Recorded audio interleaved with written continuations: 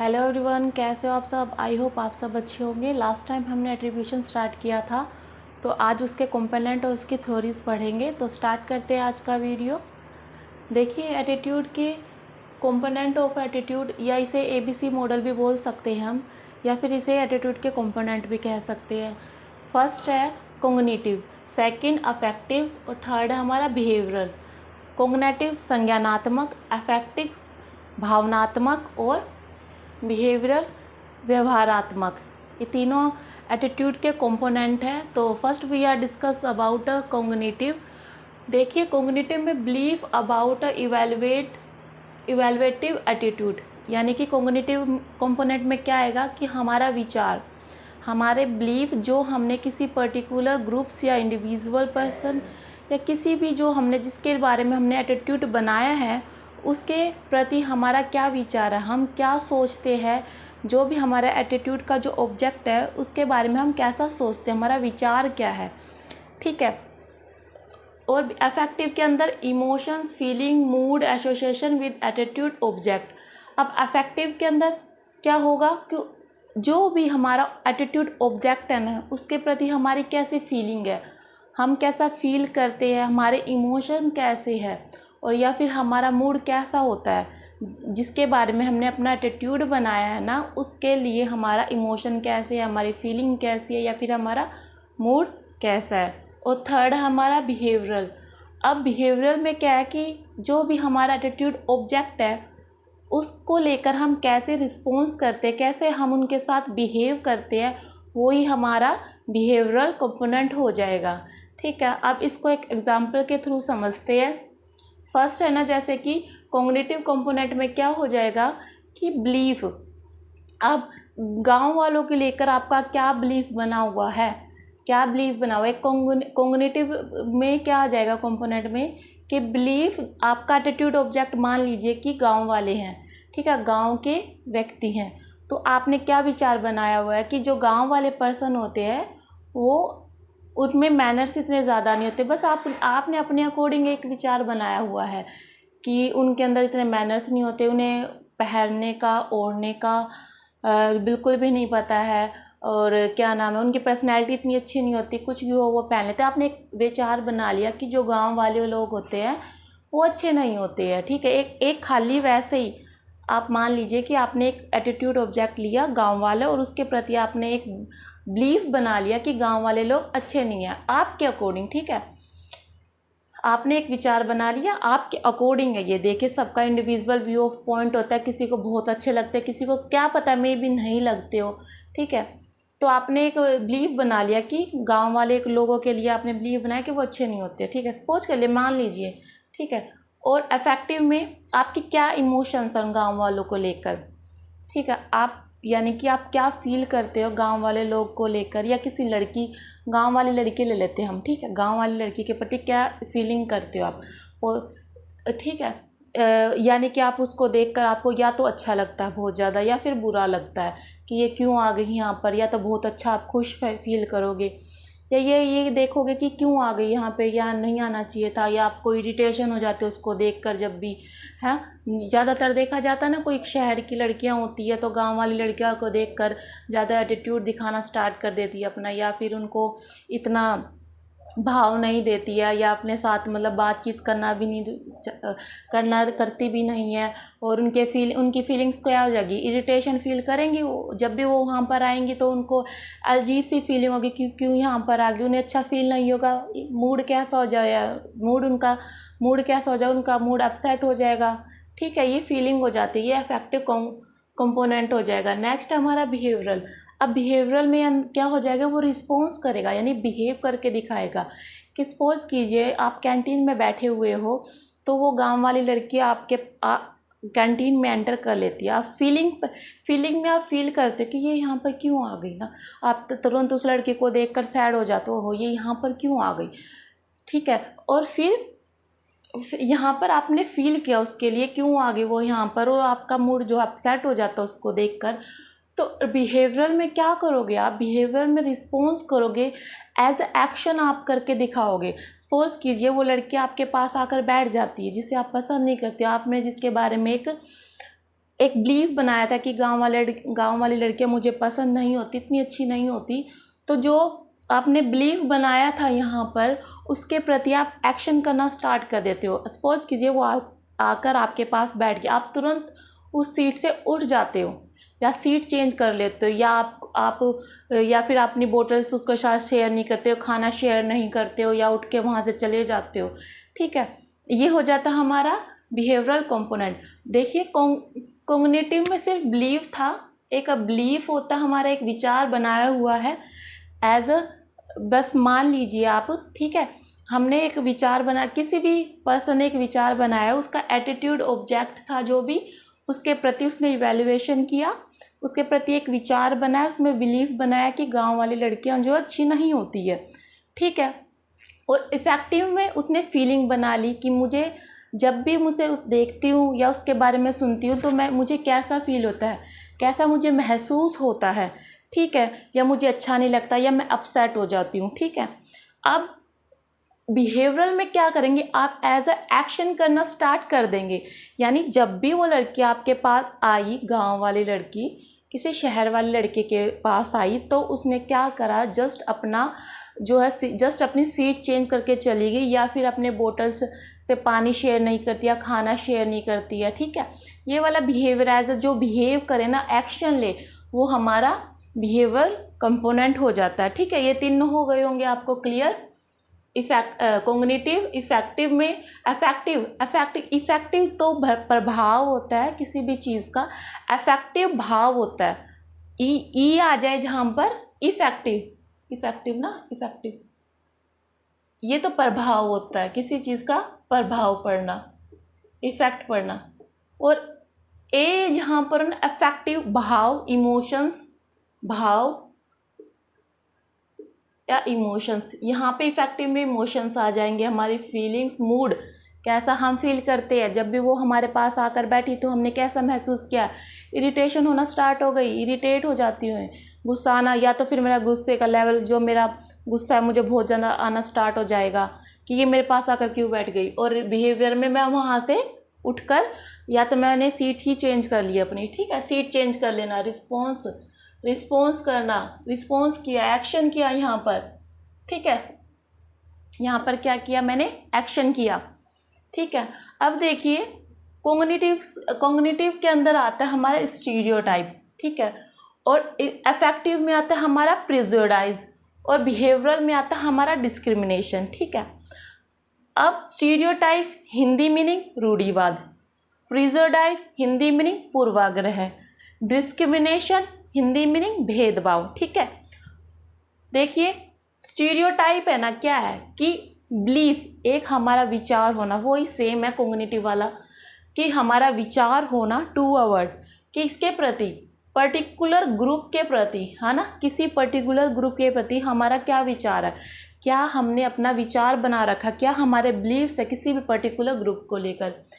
Stereotype में जो भी हम अपना बिलीफ बनाते हैं, विचार बनाते हैं, वो पॉजिटिव या नेगेटिव दोनों हो सकते हैं। ठीक है, आप इतना समझिए, आगे वास्ट करेंगे इसका। ठीक है, प्रिजुडाइज में क्या होगा, फीलिंग अबाउट सेम, अफेक्टिव हो गया, feeling about a particular group, ये एक पर्टिकुलर ग्रुप है, इसके प्रति मेरी फीलिंग। बट प्रिजुडाइज में ये हमेशा जो भी हमारी फीलिंग होगी ना, वो हमेशा नेगेटिव होगी। ठीक है, फीलिंग लेकिन negative.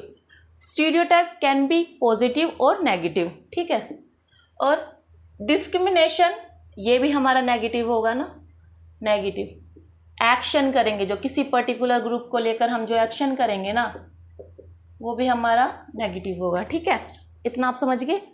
Stereotype, prejudice, discrimination. Stereotypes के अंदर कॉग्निटिव कंपोनेंट, प्रिजुडाइज में अफेक्टिव कंपोनेंट, और डिस्क्रिमिनेशन में बिहेवियरल कंपोनेंट आ जाता है। अब आपने किसी ग्रुप को लेकर आपने अपना एक विचार सेट कर रखा है। ठीक है, वो पॉजिटिव भी हो सकता है, वो नेगेटिव भी हो सकता है।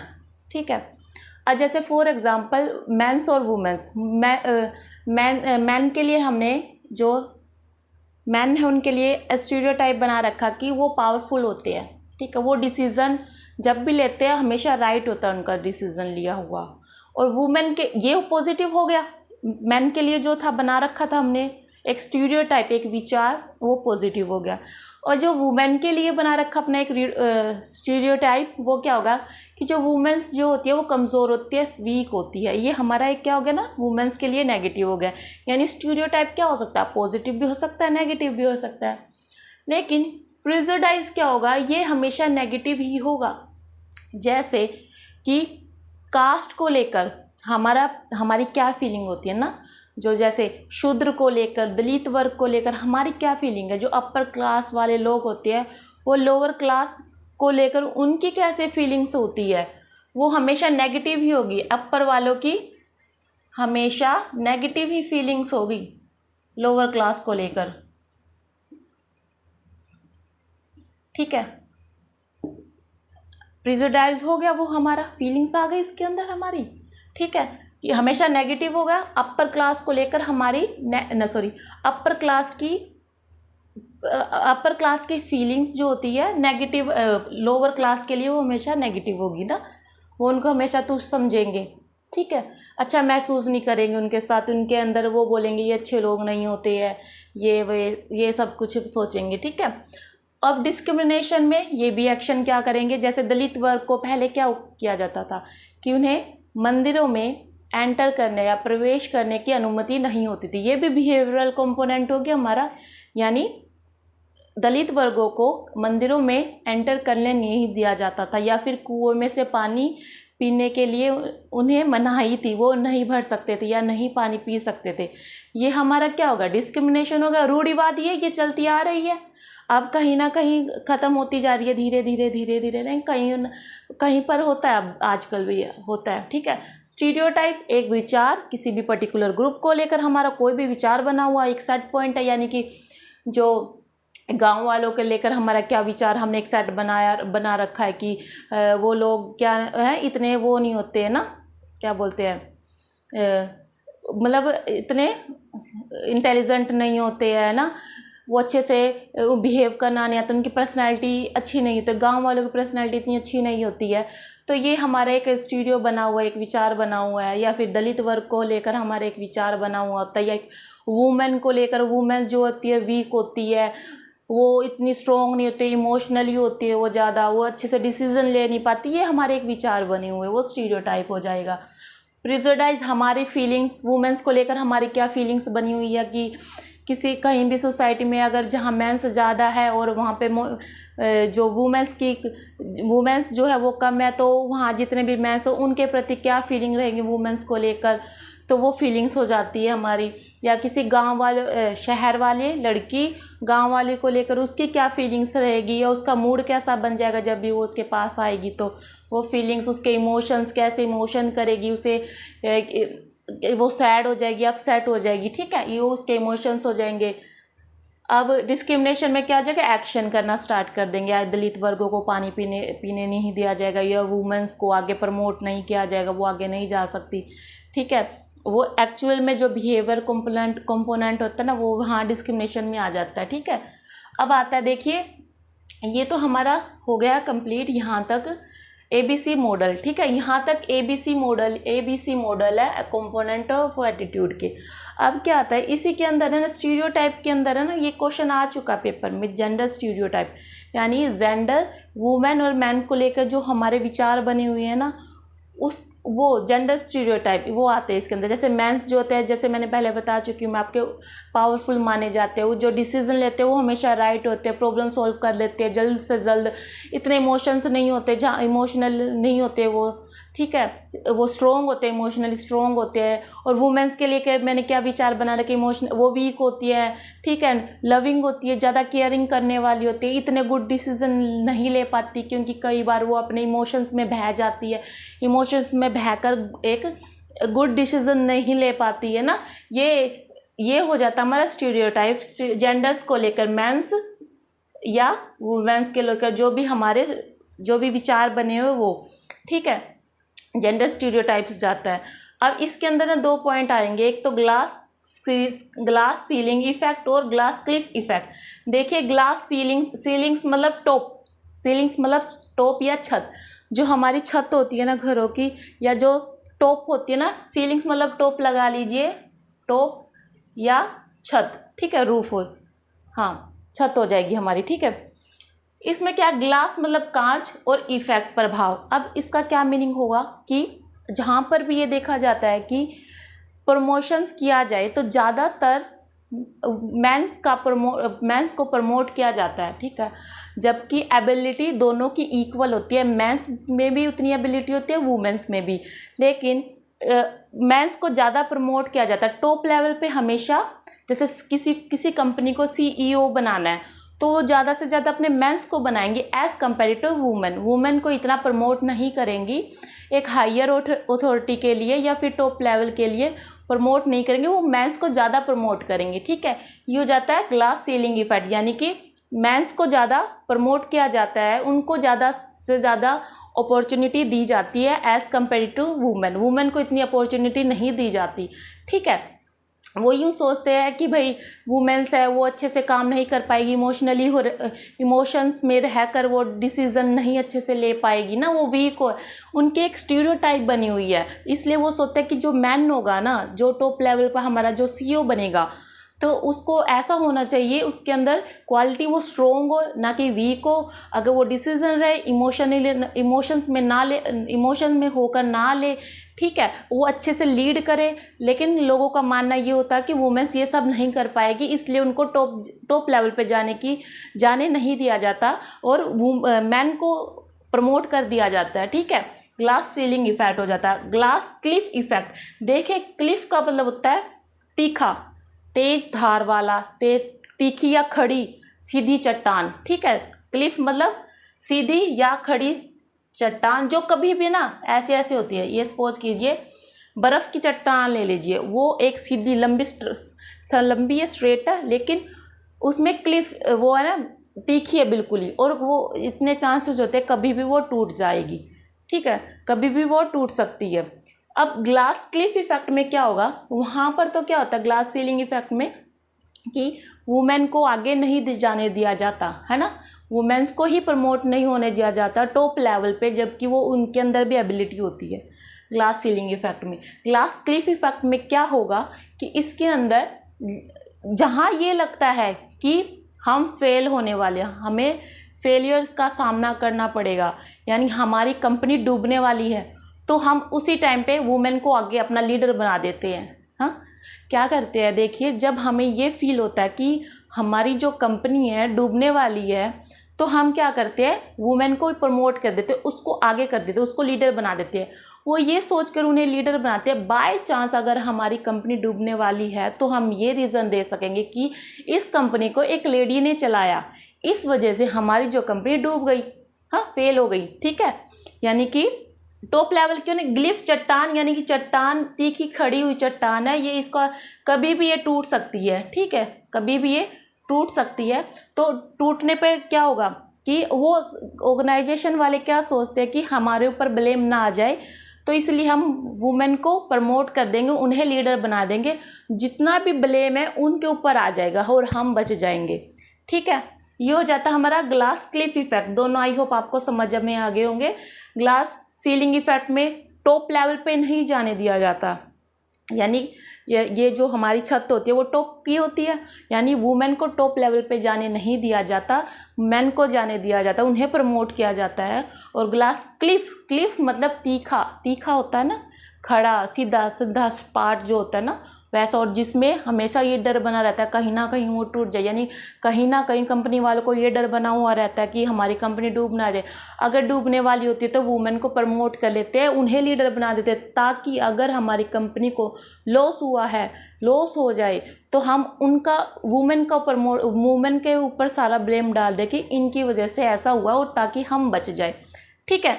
ये हो जाता है हमारा ग्लास क्लिफ इफेक्ट। और इसमें अगला है हमारा, देखिए थ्योरीज है, हाउ एटीट्यूड गाइड बिहेवियर, कैसे जो हमारा एटीट्यूड है हमारे बिहेवियर को गाइड करता है, ठीक है। फर्स्ट है जिसमें थ्योरीज ऑफ रीजन आएगा भाई, reason action. Theory of reason action में क्या होगा, इसके अंदर जब भी हम कुछ सोचते विचार करते हैं ना किसी एटीट्यूड को लेकर, किसी ऑब्जेक्ट को लेकर, तो हमने सोचा कि हमने एटीट्यूड बनाना, तो हम पूरे सभी उसके जितने भी पॉजिटिव और नेगेटिव पॉइंट है, जितने भी ओपिनियंस होते हैं ना हमारे, उन सबको कंसीडर करते हैं। ठीक है, हमने एटीट्यूड बनाना किसी भी ऑब्जेक्ट को लेकर, तो उसके लिए हम क्या करते हैं, पूरा इवेलुएट करते हैं ना, पॉजिटिव नेगेटिव, तो सभी को हम कंसीडर करते हैं, सभी ओपिनियंस को हम कंसीडर करते हैं कि इसके क्या पॉजिटिव पॉइंट हो सकता है, अगर इसके प्रति अगर मैं पॉजिटिव इवेलुएट करता हूँ, इसके कितने पॉजिटिव पॉइंट हो सकते हैं, इससे कितने नेगेटिव पॉइंट हो सकते हैं, एक पूरा प्रॉपर रीज़न होता है ना हमारा। देखिए एग्जाम्पल में चलते हैं हम, NTA, ठीक है, NTA का NTA जो कंडक्ट करवाती है नेट का एग्ज़ाम, ठीक है। अब मेरे को है ना नेट के एग्ज़ाम के लिए अपना एटीट्यूड सेट करना है ना, एटीट्यूड सेट करना है, ठीक है। ये मेरा ऑब्जेक्ट है, ये एटीट्यूड ऑब्जेक्ट हो गया मेरा। अब मैंने फर्स्ट टाइम इसके बारे में सुना कि नेट नाम की भी कोई चीज़ होती है, ठीक है। अब मैंने उसके लिए ये मेरा एटीट्यूड ऑब्जेक्ट हो गया। अब मैं सब इसके ओपिनियन कंसीडर करूँगी कि नेट करने के क्या क्या फ़ायदे हो सकते हैं, मुझे क्या क्या फ़ायदे मिलेंगे, और इसके लॉसेस क्या होंगे, क्या क्या मुझे नुकसान होगा। फ़ायदे भाई, असिस्टेंट प्रोफेसर के हम एलिजिबल हो जाएंगे, ठीक है, हमने जो पढ़ा है उसके अंदर और ज़्यादा मास्टरी हो जाएगी, ठीक है, ये हमारे फ़ायदे हो जाएंगे। लॉस क्या होगा भाई, हमें स्टडी करनी पड़ेगी, बहुत से ज़्यादा टाइम वेस्ट भी करना पड़ेगा, इतना टाइम लगाना पड़ेगा, ठीक है। फैमिली मेम्बर से उनसे दूर रहना पड़ेगा, फ्रेंड से दूर रहना पड़ेगा, टीवी नहीं देखना पड़ेगा, मतलब ये मेरे लॉस है ना। इसके लॉस ही हो जाएंगे, फ़ायदे तो बहुत ज़्यादा है, ठीक है। लॉस एक टाइम के लिए होता है कि थोड़े टाइम, तो फिर ये सारी चीज़ें तो बाद में भी मिल जाएगी ना। सारे ओपिनियंस, जितने भी ओपिनियंस होते हैं उनको सबको कंसीडर करते हैं, सबके बारे में विचार करते हैं कि हाँ इसके क्या पॉजिटिव पॉइंट है, कितने नेगेटिव पॉइंट है, फिर उसके बारे में हम बिहेवियर करना स्टार्ट कर देते हैं। उसके बारे में हमने एक एटीट्यूड सेट कर दिया। मान लीजिए मैंने अपना एटीट्यूड पॉजिटिव सेट कर लिया कि हाँ NTA को लेकर यानी नेट को लेकर मेरा एक एटीट्यूड बन गया, वो भी पॉजिटिव वाला, ठीक है। हाँ मैं करूँगी, एग्ज़ाम की तैयारी प्रिपरेशन करूँगी, ठीक है। यहाँ पे मैंने बिहेवियर सेट भी कर लिया। अब थ्योरी ऑफ प्लान्ड बिहेवियर में क्या होगा, ये ही एक्सटेंशन है इसका, इसके आगे की थ्योरी है। इसके अंदर क्या होता है, यहाँ पर तो मैंने पॉजिटिव और नेगेटिवली इवेलुएट कर लिया, लेकिन अब इसके अंदर मैं ये देखूँगी कि क्या मेरी एबिलिटी है, क्या मैं नेट क्वालिफाई कर सकती हूँ, मेरे अंदर इतनी क्षमता है कि मैं नेट क्वालिफाई कर सकती हूँ या नहीं कर सकती हूँ। और उसके लिए मुझे क्या क्या करना पड़ेगा, पूरा प्लान बनाऊंगी। हाँ इतने से बजे इतने तक मैं पढ़ूंगी, ये मेरा लंच टाइम होगा, या फिर ये मेरा सोने का टाइम होगा, फिर इसके बाद दोबारा रिवीजन करने का क्या टाइम होगा, PY के पूरा एक प्रॉपर प्लान बना लेते हैं। फिर ये मेरे एबिलिटी को भी चेक करते हैं कि अंदर मेरी एबिलिटी है, मैं NTA को क्लियर कर सकती हूँ या नहीं कर सकती हूँ। ये प्रॉपर प्लान बिहेवियर हो जाएगा हमारा। प्रॉपर एक प्लान बना लेते हैं, इतने से इतने बजे तक हम पढ़ेंगे, और क्या नाम है, इतने बजे हम PYQs लगाएंगे, रिवीजन बनाएंगे, प्रॉपर एक प्लान बना लेते हैं, ठीक है। अगला आता है हमारा plan reason action plan behaviour. इसके अंदर एक थ्योरी शायद से और आएगी, प्लान बिहेवियर के बाद क्या आएगी, एक मिनट,